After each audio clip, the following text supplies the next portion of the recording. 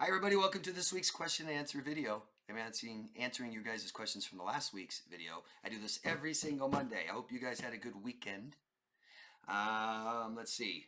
I want to thank Robert for making a donation. I forgot to thank Robert last week. If you're watching, Robert, thank you very, very much. I really appreciate all of your guys' support. And when you give me your money, I'm just very appreciative. I can't think of a better gesture from someone who does not know me. Thank you, Robert. Thank you, all of you. Let's see. Let's get into the questions. There's lots of them, so I'll try to get through them here. Rel Rodriguez, Healing Family from California. Hello. Would totally love that live party for when your book comes out. So proud of you, David. We're here to support you. How does your family feel about your work and how you help so many people heal worldwide? Thank you for all you do.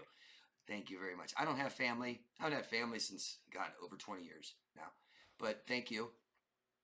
And the people that know me in my life are very happy, very proud of me, very supportive. So that's great. And I've been just getting lots of support about my book from you guys. Thank you so much. Thank you very much. I'll get into it more later. And Doe8617. Oh, let us know your locations if you can, guys. Tell us where you are. Book party sounds awesome. Can't wait to read it. Great accomplishment. Thank you so much. Yeah, so I'll do a, I finished my book a few days ago. It's done. I need to edit it and stuff like this. And I think it'll be out in 1 month to 2 months at the longest. Shouldn't take long. And this book is a biography. It's my story. I don't expect many people to buy it. I'm going to get into that later too. But it goes with the main book I'm writing. I already started. It'll be done soon. Love Yourself First. And the biography goes with it. It's to show how important it is, not only to know your story, to know your childhood and understand it, but to tell it, to tell your story. I've had my family try to erase me. I've had people try to delete me. I've had many false narratives out there about me that aren't true, lies, scandals, stalkers, smears, all of it. All of it. And finally, the truth is out. And most people are happy, and some people will not be. But I'll get into it later. Thank you for asking. Did you have... Oh, I don't remember your name. Keyboard Warrior. I'm sorry. If you could tell me again, I'd appreciate it. Thanks for the answer, David. Yes, a lot of rejection in my life, sadly. When I said CFT, I was referring to compassion-focused therapy. That in combination with dialectical behavioral therapy have helped me the most. CBT, which is cognitive behavioral therapy, was a great starting point. Yep. Also, but CFT and DBT are the best therapies I've received by a country mile. The live Q&A for the book publishing sounds amazing. Congrats, David. Thank you. Sadly, I'm usually in bed here in Ireland when your videos come out. Maybe I'll have to do an all-nighter for that Q&A. Well, thanks. You don't have to make it. It's okay. If you want to, I think I'll start around 2 a.m. in Ireland. But thank you so much. I love your attitude. I really, really do. If there's anything I can do to help you, you have any questions, you better always come back here and ask me. And that's awesome. Compassion-focused therapy. That's great. It's amazing how people respond when you see them, when you allow them to be themselves and love them. Thanks for sharing. That'd be great if you could make it. Don't know where you're from. Serengetian. Wow, that's awesome. You've written a book and working on another one. I'll have to buy one to support you. Thank you. Wow, I could write a book on my experience with a borderline male, but I think no one would care to read it. That's not the point. I'm not trying to get on the bestsellers list. I would be surprised. I won't even get 100 likes on this video, let alone, I doubt I'll ever sell 100 books. Okay? I think everybody that says they're going to buy my book, that's about it. Well, that's not the point. The point is not to be a successful author. I have other things I'm doing in my life. It's to just get your story out. If you can relate to what I just said about my family erasing me and people creating false narratives and smears and lies, get the story out. Get your story out. At least tell it. At least understand it. And if you said I could write a book on my experience, why don't you? You don't even have to publish it. It's easy to publish too nowadays. You know, I'm not trying to go to some publishing house. I'm just self-publishing on Amazon. Well, David, Jog9537 from Vancouver, Canada, I'm guessing. Wow, David, I can't wait to see the new book. Wow, you guys, this is amazing. Thank you. My question is, does the BPD narcissist traits parents... Hold on. My question is, does the BPD narcissist's traits parents and siblings know about this behavior of push-pull and smear campaigns? What are you trying to say here? Does the BPD narcissist parents and siblings know about this behavior? I think that's what you meant. The abuse, projection, blaming, accusing tries to keep you from having friends. I know the one parent does the smooth over and fake talking when the BPD is splitting. Thank you. I watch your content and value it. Thank you. I value you. I don't know if I understand your question very much. I think you're trying to ask me, does the rest of the family, are they aware of these kinds of toxic behaviors that maybe one person in the family has? Well, these are, of course they're aware of it. Yeah, they're just not responding well. They might not know the terms, but geez, someone with a personality disorder does this just all the time. They aren't selective either. So yeah, they're aware of it. They're not only just responding poorly, they helped create her or them. Ken Flo. Hi, Ken. I can't remember where you're from. Huge pupils, memories, not fun, seemed like a movie scene. Triangulating exes, miserable situations. Can't wait for the book, David. Yeah, that's fun, huh? To have that in your life, your partner. Thank you for supporting the book, Ken.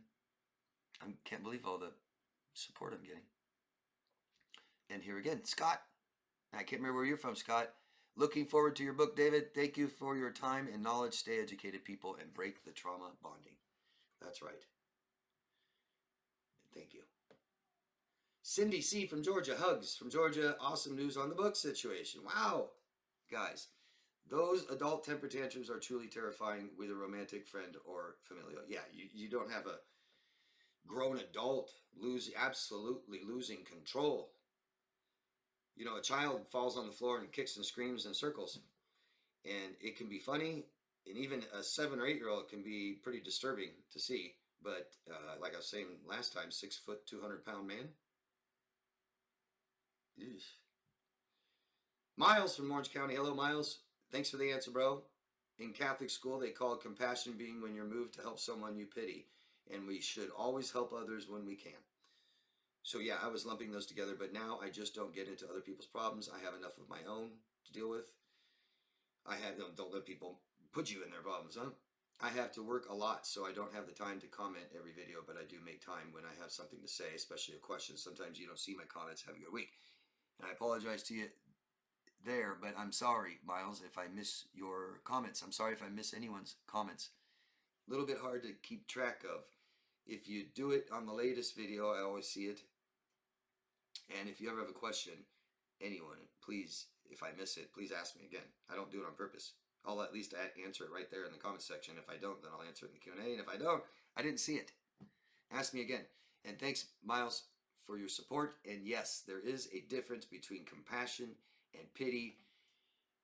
And I swear I didn't do this on purpose. Healing Family from California says, thanks for another awesome Q&A. Hello, David. Hello. In your words, in your best explanation, can you define and give your examples of pity and compassion? I just love the way you describe things and give your examples. Thank you. I will. I'll try. Thank you. And I didn't plan it this way. So Miles wants to know too, or has a comment about it. There might be some pity in compassion. Pity, feeling sorry. Feeling sorry for someone else or feeling sorry for yourself. We all know what that is like. And so try to capture the emotion, what your body's doing. Pity is feeling sorry for someone else, right? If you're not in a wheelchair, if you're not handicapped, and you see someone in a wheelchair, maybe someone who's got cerebral palsy, or someone that just can hardly take care of themselves, and you sit and you look at them and you just immediately see the challenges, and you feel so bad for them, you almost can't look at them. You can't look at them, and you try to distract yourself and think of something more positive and just go, God, that sucks. Compassion is when you look at that person in the wheelchair and there's something you can relate with, at least that they're a human being. And it may make you feel sad, but not distant, not something else, but a human being, another human. I encourage all of you to always include yourself when you talk about people, because we tend to talk about people as if there's no part of us in them, and it's just not true. When you think about your ex who abused you and traumatized you, and you get past the anger, past maybe retaliation, feelings of wanting to or avenge your experience, your loss. When you get past those feelings, eventually I hope you can find some compassion for your abuser. Because what you used to do is feel sorry for them. You pitied them. And it doesn't work well, it doesn't turn out well. So let's try not to feel sorry for ourselves or other people. And know that we're all together in on this, okay? And try to find similarities in people, not differences. That's easy. Similarities might be the hard part. And you can feel sorry for your abuser like you did, and what will help you heal is not forgiving them. Like people think, like people that say that have no clue what they're talking about. Oh, you have to forgive your abuser. Is that right? No. But if you can find some compassion in them, you become human. And so do they. And when we find compassion in others, if we have problems with self-compassion, I start my clients with compassion for others. It's easier for us. And then once we do, we find self-compassion for what that person put us through. Okay? Rory from Ohio. Hello, Rory. We are having a windstorm here. Neighbor's tree came down to the backyard. Can't tell if it hit a house yet. Pitch blackout. Uh-oh. Hope the lights are back on now. My question is about our emotions and how the narcissist perceives them, handles them. Whenever I shared my emotions with him, he seemed to always make things worse, as if my emotions were a burden for him. Have you noticed this too, David? Have a great weekend, David. Thank you. You too. I hope you had a good weekend. Of course I've noticed it. We've all noticed this. They don't care who you are. It's not just a lack of empathy. Empathy is something we can use, right? But you got to care. You got to care about the other person. If these are the 5 major parts of who you are, your emotional needs, and they didn't meet them, they didn't love that part of you. They didn't care. If they made you feel bad, not good, they didn't care about that part of you. If they didn't care about your beliefs or crapped all over them, made fun of them, didn't care about that part of you. If they didn't meet your values or your standards, and they don't value the morals that you value and only just say it, they didn't care about that part of you, didn't love you. If they didn't help you get what you want, and that's not what you wanted, they didn't care. They didn't care about you. So they don't just not care about your emotions, what your body's doing, or what you call them. The reason it's annoying is because the attention is off of him. And not only that, the attention is on you, and it makes them feel vulnerable and insecure. That's why they need attention all the time, validation constantly. And then you're telling him something that forces him responsibility. This is stress. So the personality disordered person, their traits surface in relationships over time under stress. I'm afraid I'm going to lose you. I'm afraid you are making me talk. You're getting in too close, too intimate. These kinds of things cause stress makes them uncomfortable, traits surface. Rory, you were his wife, and you were the mother of his children. He was a father. He couldn't handle these things. He tried. He successfully had children. I'm guessing maybe he monetarily, financially took care of you guys, provided. That's as good as it gets. That's as good as it gets. And when the children need a father, he wasn't there for them, I bet. And it caused him too much stress. His reactions show this. Another common one is, oh, I'm a bad mom. I'm a horrible father. They know. They can't do it. They can't do it.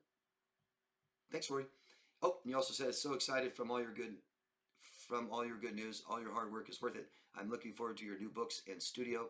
Please keep us posted over the moon in Ohio. I sure will. Thank you so much for your support, Rory. So much over the years.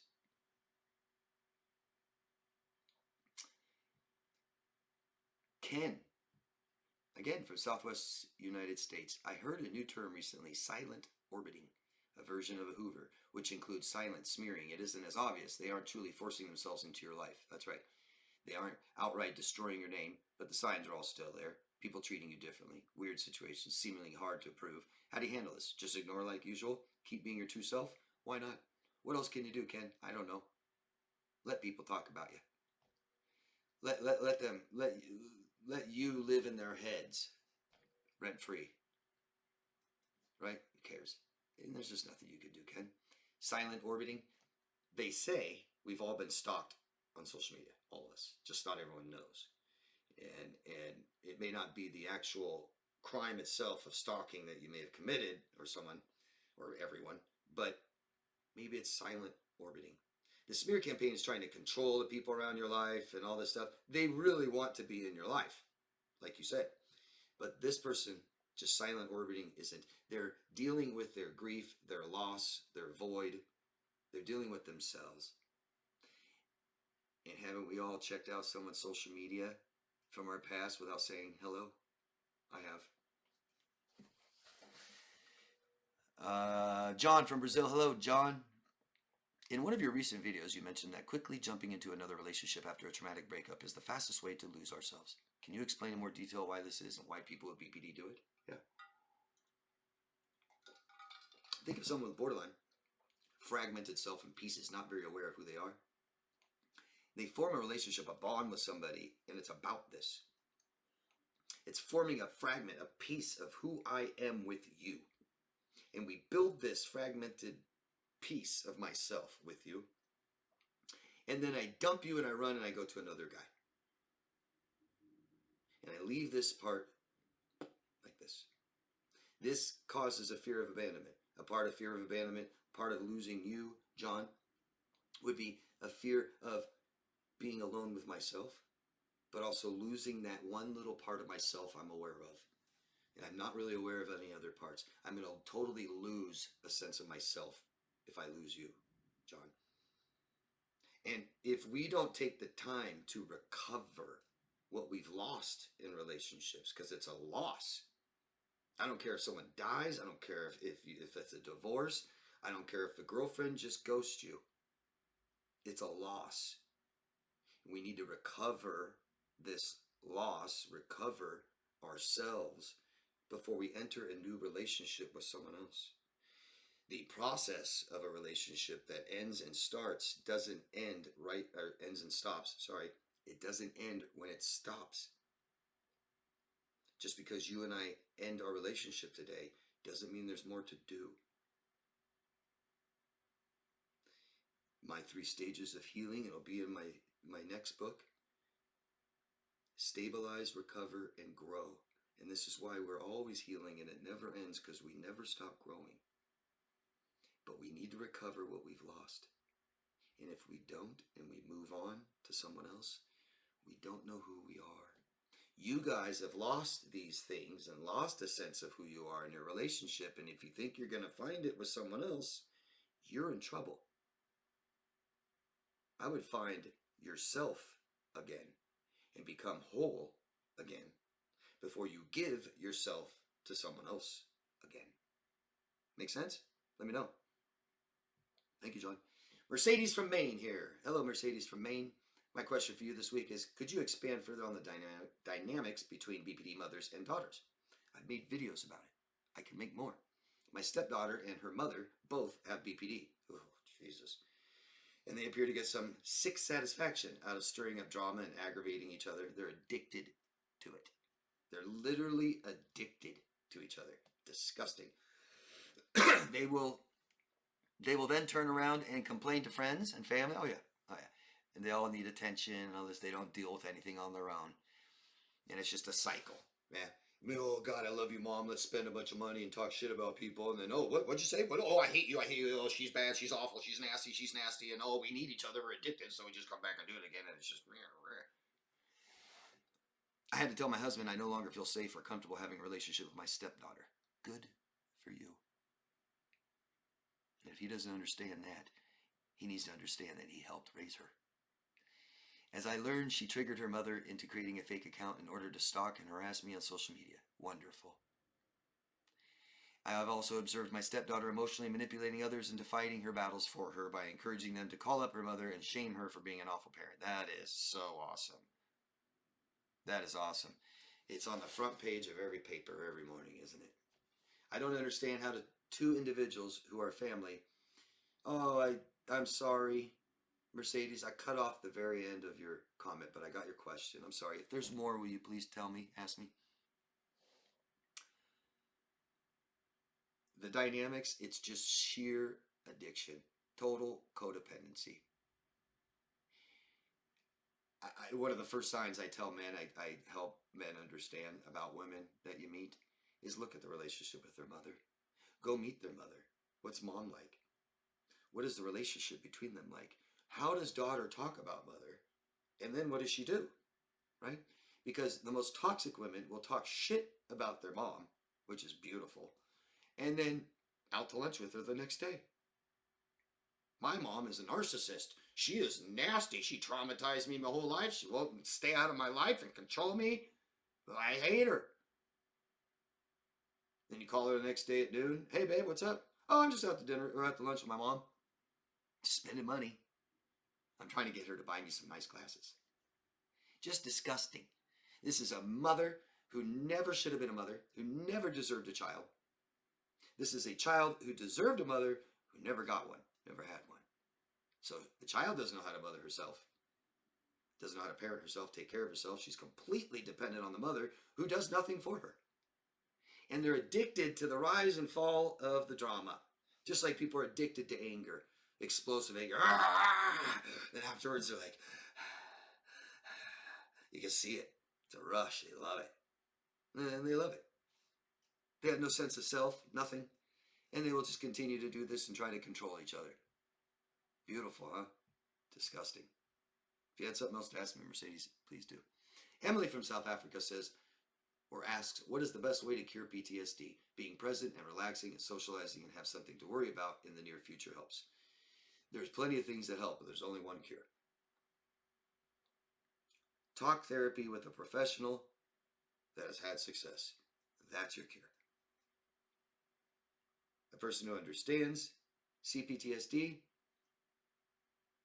a person who has healed others with it, is your best chance. But we've got to talk. I don't stress it enough. I know you guys say, oh God, David pushes talk therapy all the time. Yeah, because I want you to get better, because I want the world to be better. It has dropped. Talk therapy has dropped. It's dropping. And guess what's rising? Mental illness and taking your own lives. It's increasing in Mexico. It's increasing in rural America. It's increasing amongst women. When all we have to do is talk, we can heal. Everybody can heal, guys. Every one of you can heal from whatever hurt you. If you're borderline, you can heal from whatever hurt you. And we're not doing it. And we're putting it on other people, and our society, our families, our relationships are rotting. That's why I push it. That's why I do this for free. Talk therapy, guys. You guys asked me about hypnotherapy. You asked me about EMT asked me about all these other things. They're just supplements. It's like living on vitamins. Why not just eat a healthy meal? Oh, well, because I don't have much money, because I'm busy, I'm working. You don't have to do shit. But I'm telling you, what you choose to do every day is your choice. And if you don't understand that, if you don't feel it, if you don't know you're in control of these things, then you're never going to make choices that best say who you are. You're never going to heal. Watching people suffer with PTSD and CPTSD for the rest of their lives is just awful. It's an awful thing to watch when all they got to do is talk. They're literally afraid of themselves. Ben again. Hello, Ben again from Florida. I recently blocked my landlord and I started to feel better immediately. Boundaries work. And that's why they call it your comfort zone. You just put her in your comfort zone, wherever that comfort zone is. I had a fantastic week at work. Great. Good to hear that, Ben. Finally, you deserve it. Jesus. Then she now has started to tell my roommates to tell me when she wants me to call first. It was to see if I was okay, then to wonder why I didn't answer her text. I told her I want to be left alone. I just want to work and pay rent. I have a life. I go out on the weekends and ride my scooter and just want to be left alone. I found out she is also married, David. It's always married women with me, and I never do or say anything to them. They just won't leave me alone after how my mother was to me and the relationships I've been in at 41. All I want to do is just be left alone, and they never leave me alone. And I'll say it again. It's always married women. Stop chasing these married women, Ben. They're married. They're obviously happily married. Well, they're not having their needs met. Not your problem, Ben.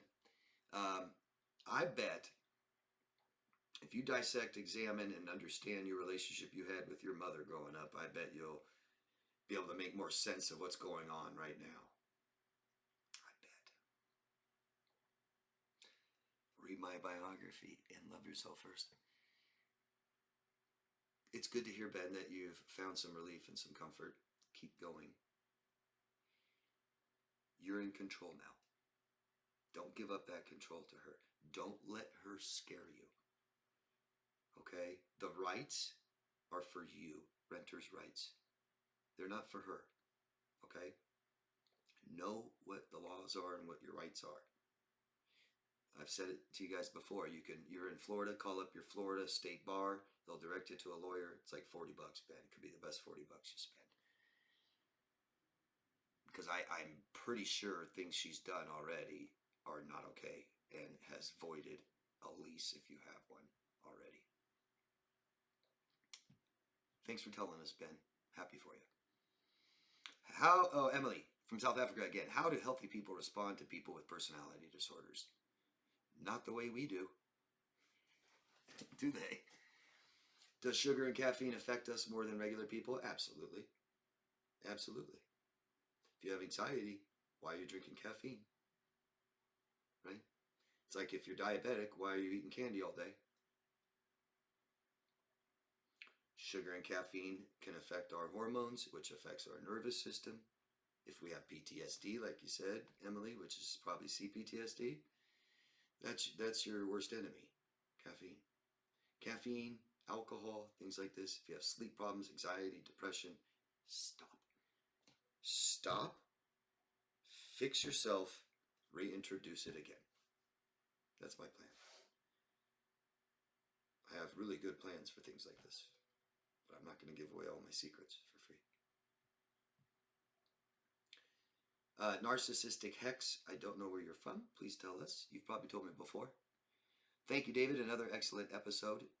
Oh, here it is. I'm near Wisconsin. You're near it. I'm near California. Can you tell me briefly what microphone you use? My sound is always so terrible when I make videos here. My other question, is borderline actually curable in women? It's not a disease that we cure, okay? It's a mental illness, a disorder that we want to put in submission. But there are stories and statistics where people diagnosed with borderline personality disorder early in life goes into submission and they don't have it anymore. And it often comes back. Kind of like this. If you have CPTSD, you'll think you're healed. And then 4 years later, something really bad happens. You're like, oh God, I think I have CPTSD again. It's like, it's just kind of still your trauma response a little bit. The microphone, the microphone is just with my camera. Right now I'm using a Logitech. I'll be using a Sony camera soon. If you're having problems with your sound, try your environment more. You know, put sound things up, soundproof stuff, so that it's not echoey, loud, so you don't hear this background noise. Try to get a. There's two different kinds of mics. There's a mic, it's compound or something, I can't remember. But there's microphones that only capture what's near it. And those can be really good for extra background noises if you're not in a studio. And then there's microphones like the ones on your guys' phone that can, you can't hear anything out there, but you record a video and all of a sudden you can hear the neighbors talking. It's like, hope that helps. Good luck. Rose from United Kingdom. Hello, Rose. Why does he seem to have more of a connection and empathy for dogs? Because he's stunted. He said they are loving and you can have a connection with them, but he can't with humans. Makes sense, huh? Better than people. Oh, dogs are better than people. Is that right? This is a person who had let 100 people die to save his dog. I've never loved anything more in my entire life than my dog, Danny. And I would put my dog's life in front of any human being, and I mean it. Any human being on this planet. Yes, any of them. Anybody that sits there and tells you dogs are better has got some severe fucking emotional problems. Yeah, some of you guys. And I've been there. Believe me, I get it. I understand. But you think you're doing something good? You think that you're saying something right or healthy? No. Disgusting. Don't forget, you're a human. And you want to give up on humans? You're giving up on yourself. Period. You want to isolate with a bunch of animals? I had a deep, deep emotional connection with my dog Danny, and it took me several years. But there's nothing more complex than humans. Okay? This thing and this, nothing. And I love dogs, and I'll always love dogs, and I love my kids that I've had. Okay? But this attitude is sad. It's disappointing. It's gross. And it shows their limitation. They can't get along with people. Only dogs. And if that's you sitting at home right now watching this video, surrounded by dogs, and you don't have anyone in your life, I'm sorry. And if you've given up on us, I won't give up on you.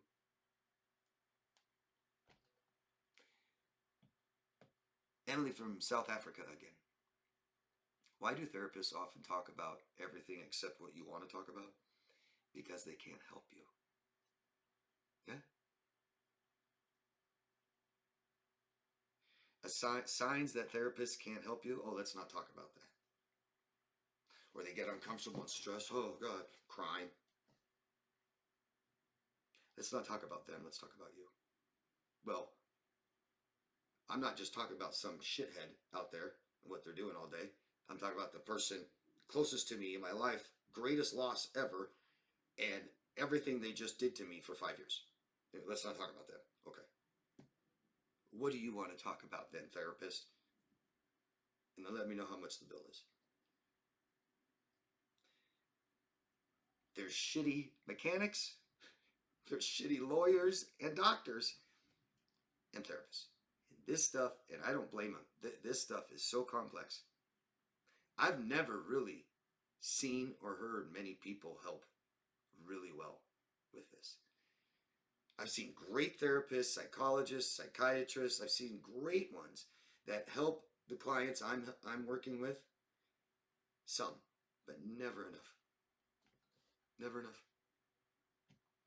I don't see formal education teaching this anywhere. I really don't. I sometimes sometimes half of my clientele are therapists, psychologists, psychiatrists. They ask me, where did you learn this? They'll say, I remember saying the word narcissist in school, but I didn't cover it. That's because formal education, that's because the texts that we use, the diagnostic criterias and stuff like this, it's not meant for you. It's not meant to help you. It's to identify mental illness and disorders and toxic people, not what they do to others. My education started decades ago. 50 years ago, my personal experience, not just my personal experience, not just because I've been abused and traumatized and neglected, but because I healed from it, because I understand it. I hope you understand the difference. Thank you, all of you, for such great support about my book. It'll be out soon. We'll have a party, one of our Q&As. I'll go live, and my set will be ready. The set is for you guys. Sorry you have to deal with this stuff. Thanks for the thumbs up, subscribe. Love yourself first. I'll see you next week. Okay, guys? Thanks. Bye.